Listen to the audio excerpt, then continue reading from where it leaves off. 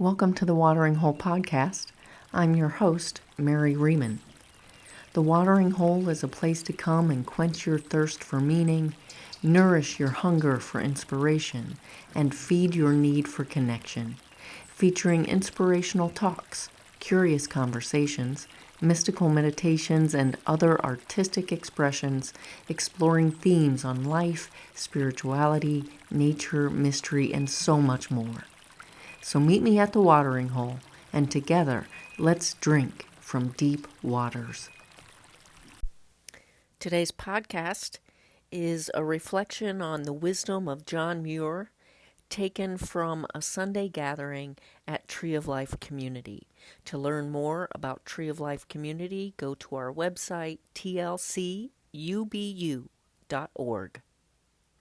We all know what it is to feel like we're losing the magic, or like life is losing its magic, or our work is losing its magic, or our relationship is losing its magic. We all know that sense, that feeling of being lost.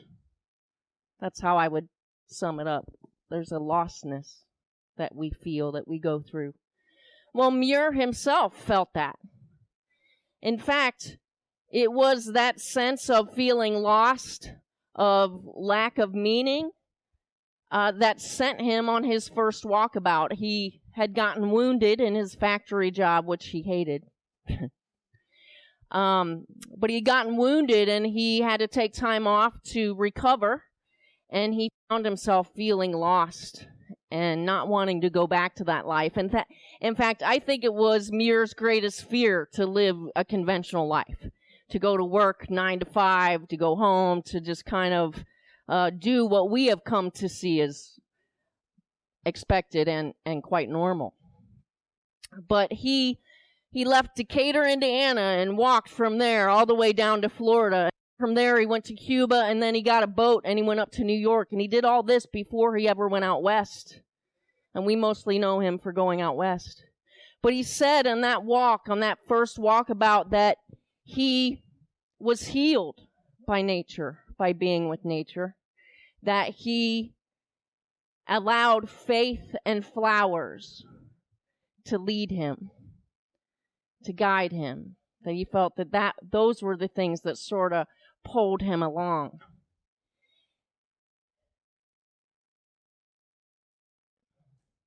The fact is, Muir fell madly, deeply in love with nature. And he was a madman. I mean, he was a madman. If he were alive today, this is probably not a character most of us would like. He was kind of a know-it-all, especially in his younger writings. He disdained tourism, which I kind of can get behind, even though I do it.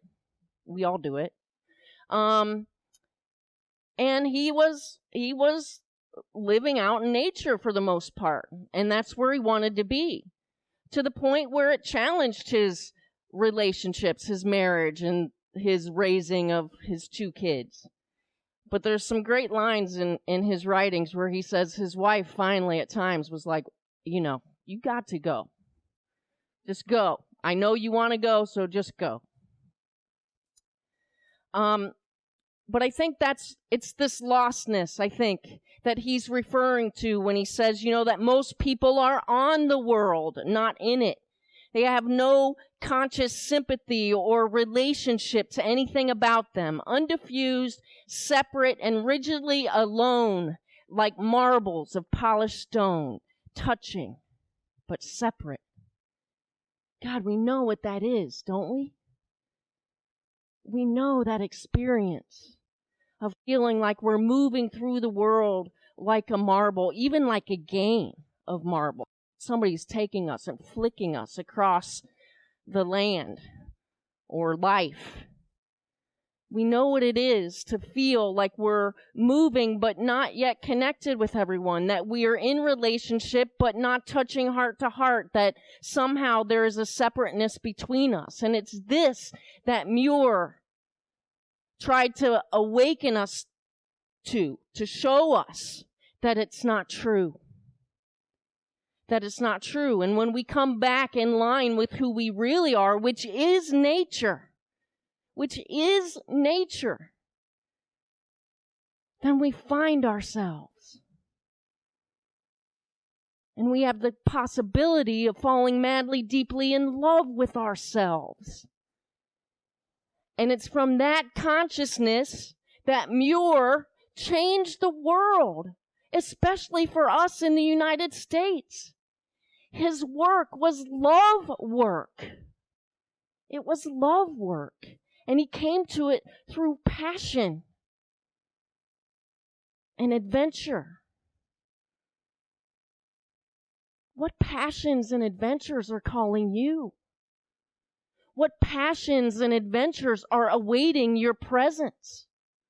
What passions and adventures do you hold back from because you feel the obligation of a 9-to-5 job, because you feel the debt of our own debt financially, because you feel like you can't just get up and go?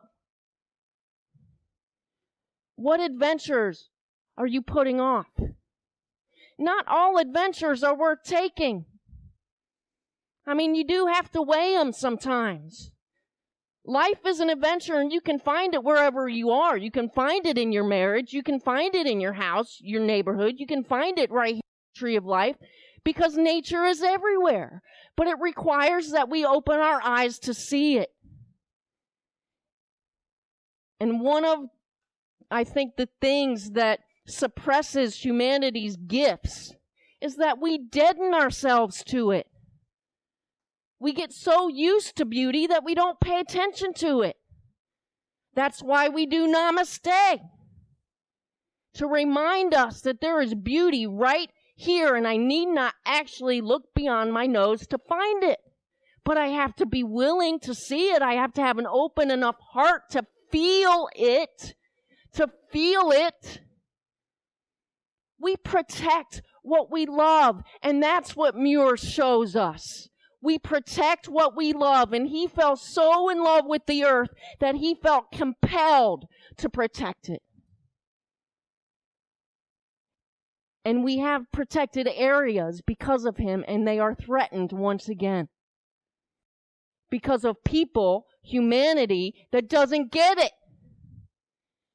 Because of a humanity that's driven by greed and profit more than beauty, more than pleasure, more than the love of learning, more than innocence, more than all the things that actually make us human.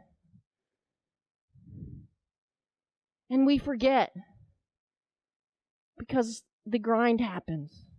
And it happens anywhere. It happens everywhere. I've told you this story. I worked out in Rocky Mountain during every summer in undergrad. I got out there in September. People had been out there since April. We worked at the top of Trail Ridge Road. Hour drive up, hour drive down every day. First day I get on the bus, the people who'd been there for a month already, sleeping, reading. I was like, what? What's that? What? Are you kidding me? Like, for me, it was the first time I'd been to the Rockies. I was like glued to the windows. Make no mistake about it. A month in, I was sleeping. I was reading my book. I was dead again to the beauty about us. It's a decision, you guys. It's a decision to wake up. It's a decision to be awake. And we are in a time when if we don't wake up as a species, we're going to be wiped out as a species. And God bless the mother for doing it, because we don't deserve her if we don't wake up. It's time. It's time. Oops. This is what I mean when I say Muir fell in love with himself by falling in love with nature. He came to see that the sun shines not on us, but in us. That the rivers flow not past, but through us, thrilling, tingling, vibrating every fiber and cell of the substance of our bodies, making them glide and sing. The trees wave and the flowers bloom in our bodies as well as our souls, and every bird song, wind song, and tremendous storm song of the rocks in the heart of the mountains, is our own song, our very own, and sings our love. Do you ever remember feeling that way?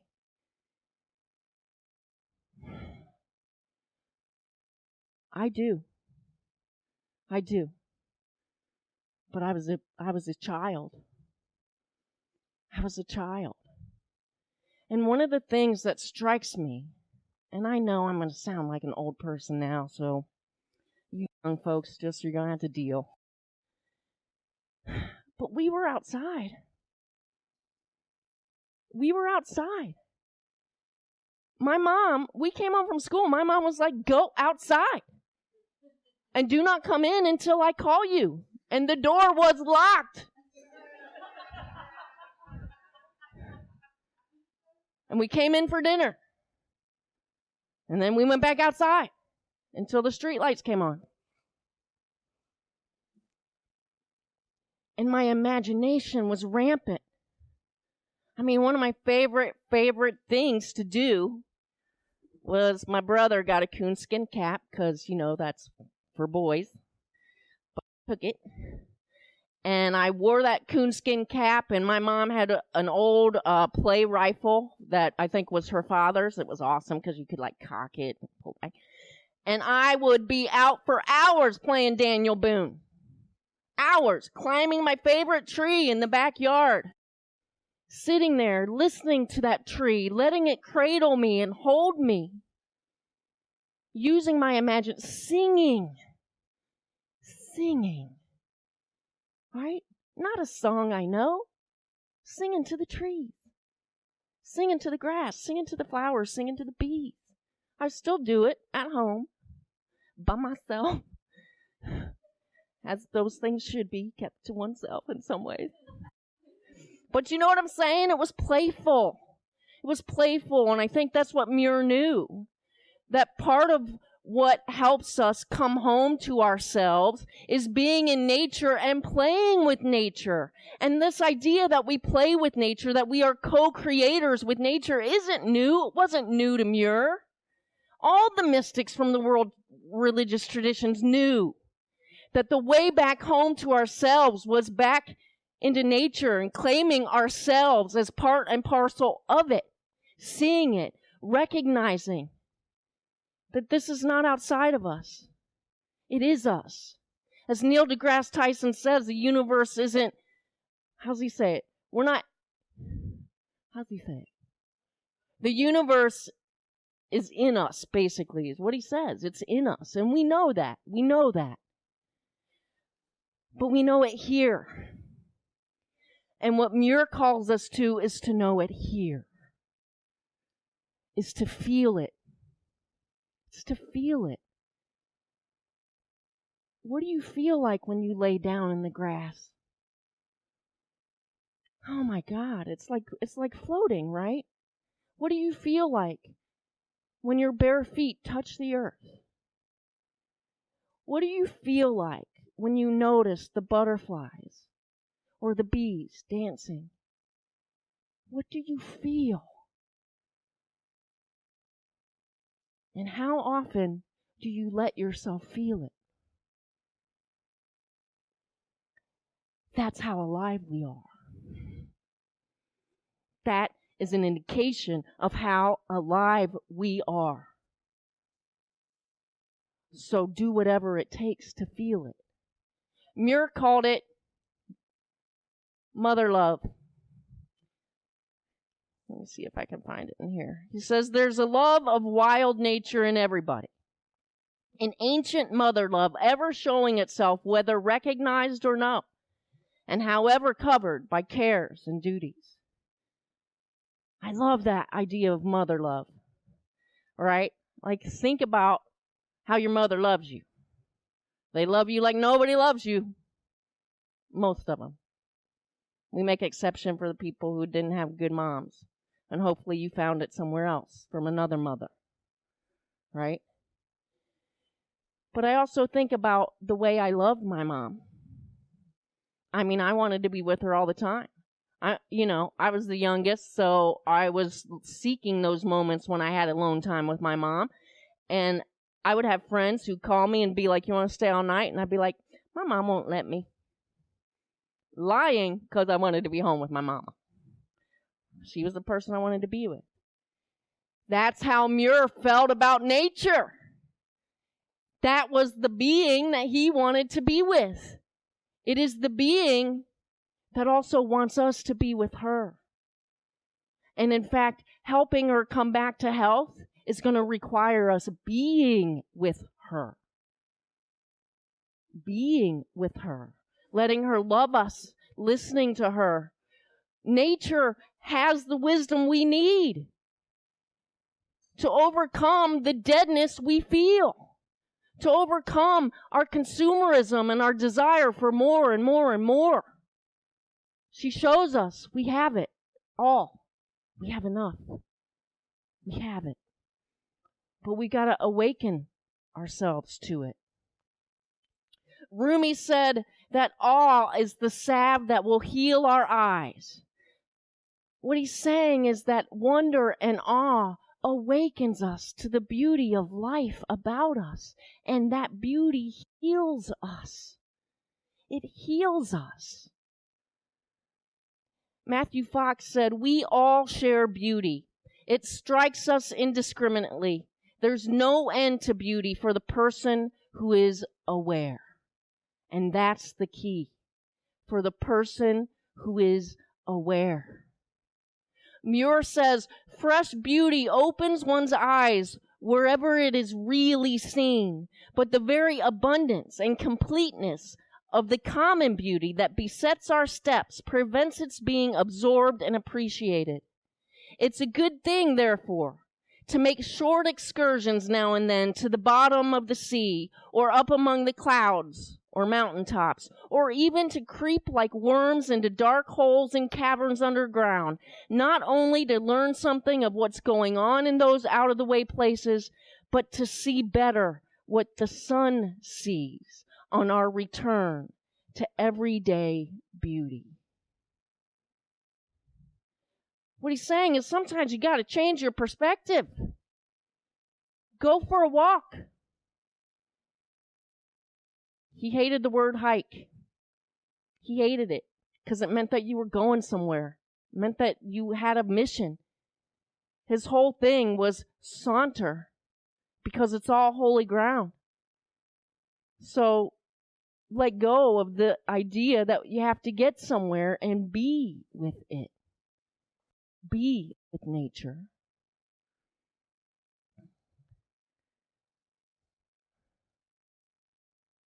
I love this. All nature's wildness tells the same story. The shocks and the outbursts of earthquakes, volcanoes, geysers, roaring, thundering waves and floods, the silent uprush of sap and plants, storms of every sort, each and all, are the orderly, beauty-making love beats of nature's heart. We are the beauty-making love beats of nature's heart. You and me are the beauty-making love beats of nature's heart. Beauty saves. Beauty saves. I recently heard one of my favorite pastors say Jesus saves, and the way he said it, I could get behind it, but I think it's beauty that saves. It's beauty that saves. And if Jesus was beauty, and I can absolutely say that, then yes, beauty saves. But think about what Muir did because of his being touched by beauty. He stood up to politicians. He was an activist. He protected what he loved. These are things that we can do and we have to do now. Because nature is being threatened. The earth is being threatened by our unawareness and our unwillingness to get off the couch. And I get it. I'm not preaching at you. This is my struggle too. I go home from a day's work, I'm tired. I see the dysfunction of our politics, and I don't want any part of it. I don't believe in the news, so I don't listen to it. But it doesn't excuse me. It does not excuse me from not doing anything. In fact, it gives me more time to be in nature and even more to be more committed to protecting the beautiful and to adding to the beauty. This is the thing that humans can do. We can actually add to the beauty. And that's our call, to add to the beauty. And we find that beautiful thing maybe by going back and considering those things we did as kids and then doing them again. Climbing a tree, climbing a rock, going to the mountains. God bless my parents for taking us to the mountains every year. Our entertainment was that we would pull up on the side of the road where my parents found a mountain stream, and we would play in it all day long. Climbing rocks, having a picnic, being outside. And that's the seed that allows me to stand here today and know how important it is for us to do those things for ourselves. When I got home from my 2 weeks of retreat, being at the beach, I was telling somebody about it, and this person said, I don't know how you did that. You go by yourself. I didn't watch any TV. I read a little. But, it was silent for me. I used less words, but nature spoke. And to me, that saddens me. When somebody says to me, I can't even imagine having 2 weeks by myself and not doing anything. That's part of the issue. That's part of our issue today. That we find our worth in being busy. And so we keep ourselves busy. And we tune out from what's really important. And let me just say this. Everything that's important is in nature. Everything that's really important is natural. And that's what's real. That's what's real. In this culture that is throwing fake shit at us all the time, what's real is this. What's real is this. And this ability to look each other in the eye and to touch each other heart to heart, that's nature. Do you know a tree whose roots don't touch another tree? Do you know a plant that's put in with other plants that doesn't touch it? No. It's all connected. It's all connected. And that's what we have to wake up to. And that's what we have to celebrate. And that's what we have to protect. It's the web of life we're called to protect and participate in. And it can't wait. It can't wait because we have a 9-to-5 job. It can't wait because we're burdened with the asshole in the office. It can't wait because of whatever other excuse we give it. This is who we are. And the measure of our humanity depends on what we do with it. So find that mother love in yourself. I love this quote. I love this quote. This was a new revelation to me. I love this. Lie down among the pines for a while, then get up to plain, pure white love work to help humanity. Yes, to help humanity and other mortals, other living creatures, and the Lord. Now, right, I don't say the Lord anymore, but what's that mean? Reality, creation, the universe, God, whatever you want to say. We are co-creators in this reality, and it's time that we took that responsibility to heart. To heart. So today, your homework today, do not go to bed without doing this. You get outside, you put your feet on the ground, and you thank the mother. Because this mother is the life that gives you life, that gives us life. Ground yourself in that gratitude today. and then let it change you. Thanks for listening, everybody. I look forward to meeting you right back here at the watering hole. And as Mary Oliver said, go easy, be filled with light, and shine.